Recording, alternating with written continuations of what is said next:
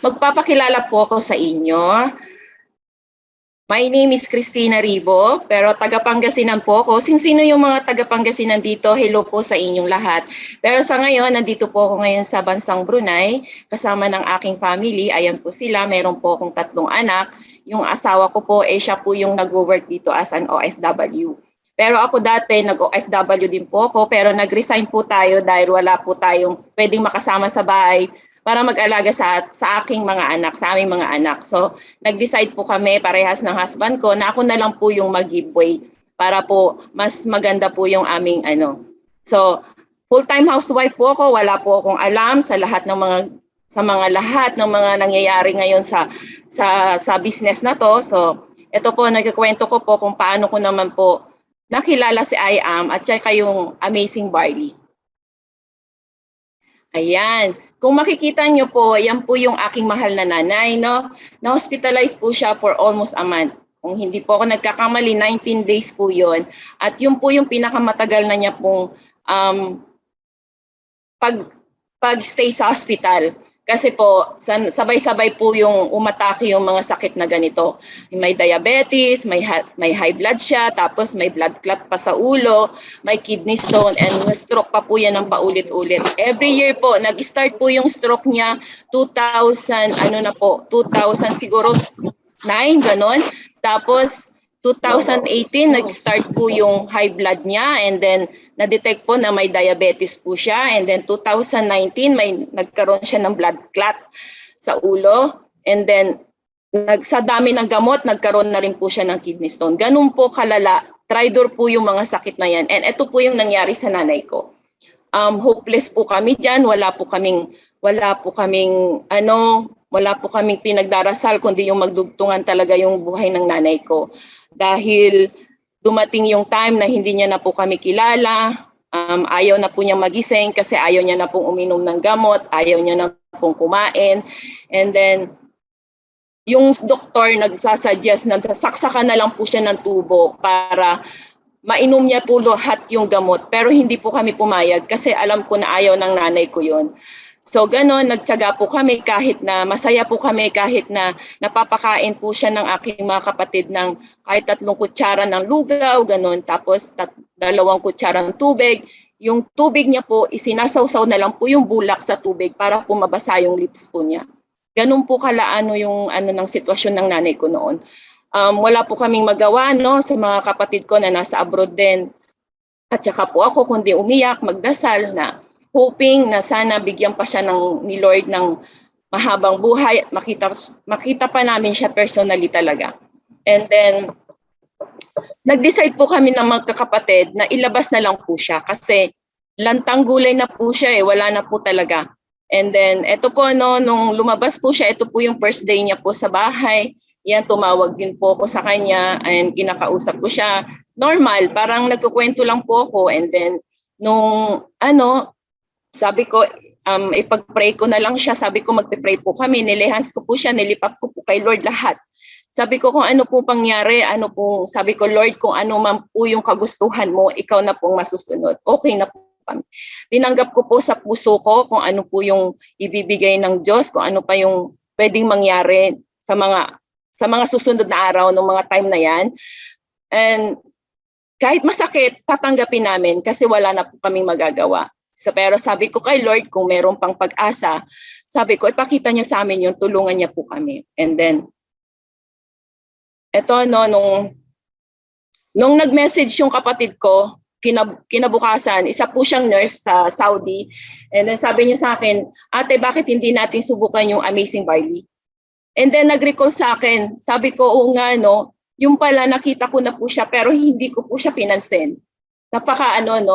Pinagpalit ko po yung pagkakataon na yon na pwede pa lang magamit ng aking nanay. So, dali-dali po ako nag-search sa Google kung saan ko po pwedeng makabili yung Amazing Barley. And then, nung nahanap ko po yon, isa po sa mga tao na pinadala ng Diyos sa akin na pwede kong pagkatiwalaan, yun po yung aking business partner na ngayon, na walang iba kundi si Miss Jeneline Rodriguez na nasa Pilipinas po. Hindi pa po kami nagkikita personally, pero sobrang thankful po ako sa buhay niya dahil hanggang ngayon, tinutulungan niya po kami. And then, bumili po ako ng 3 boxes po ng barley sa kanya and then pinadala niya po sa Pangasinan yun. And ito po, makikita niyo po, yan po yung aking nanay. Nakikita niyo yung pagkakaiba ng mukha niya mula nung umpisa hanggang sa naka-recover po siya. 10 days niya lang po yung barley na tinake niya. Ayan, so nakabangon po siya. Kahit na ganyan po yung tawa niya, sobrang priceless na po yan sa amin. And then ito po, ginamit ko yung quote na to, na sabi niya, it costs money to stay healthy, but it's even more expensive to get sick. Sobrang totoo po yan. Ngayon ko lang na-realize yan nung nag-spend kami ng more than 500,000 sa hospital na pwede ko pala siyang gawing 10 days lang and 3,000 pesos lang pala yun. So ganun ko po. Hindi na po ako nagsisisi. Nagpasalamat na lang po ako sa Panginoon.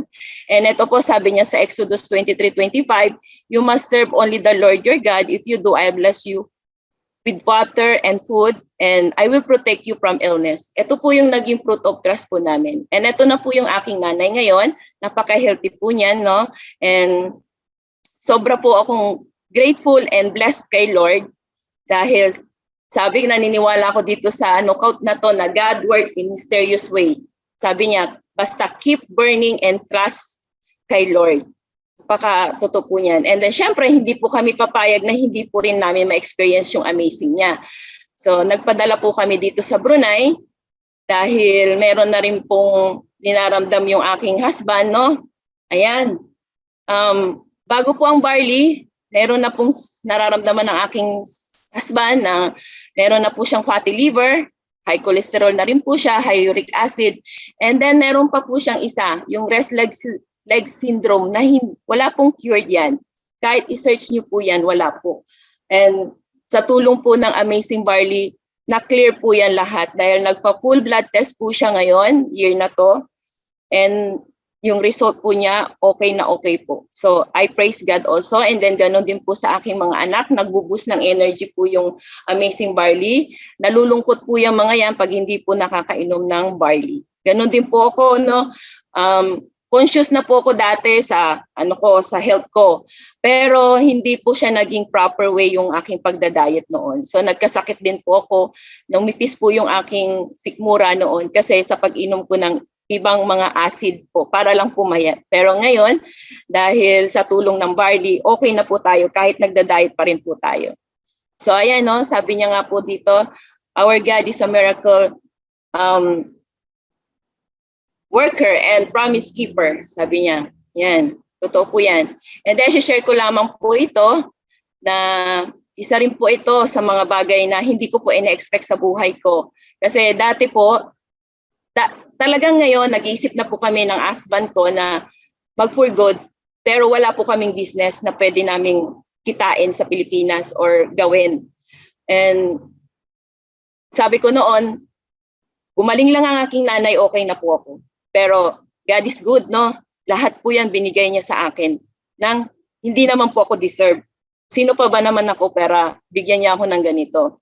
So ginawa ko rin lang naman ito. Ito na rin po yung aking mga naging Ayan, kumita na rin po tayo. Hindi pa ganun yung kalaki, pero alam ko malaki ng bagay yan sa akin as a full-time housewife na walang alam sa ganitong business. Tiniray ko lang din po siya inaral. Hanggang ngayon, inaaral pa rin po natin siya. And then ayan, nag-top 1 pa tayo. Sa school po, hindi po ako nakakaranas ng mag-top. Pero dito sa business na to, pinaranas din ni Lord, diba? Napaka-amazing po talaga niya. Hindi lang sa product, kundi sa ganitong opportunity. At yan po yung i-discuss ng ating speaker mamaya. Ayan, iwan ko na lang po ito sa inyo, no? But when you ask, you must believe and not doubt. Because the one who doubt is like a wave of the sea blown and tossed by the wind. Totoo naman po, kapag naniniwala tayo at nag-ask po tayo kay Lord, dapat hindi po tayo nagda-doubt. Kasi ang pagda-doubt, it's kagaya lang po yan ng dagat daw, sa alon ng dagat, na kapag hinipan mo, parang hangin lang na mawawala. Pag hinipan ng hangin mawawala. So ganun po yung paniniwala natin sa Diyos. Dapat kailangan ibigay po natin lahat para ang Diyos po yung makapag-decide kung deserve po ba natin yung lahat ng ibibigay niya sa atin. So yun lamang po at maraming salamat po sa inyong oras, sa pakikinig po sa aking sharing at sana po na-inspired ko po kayo. Maraming salamat and God bless you all.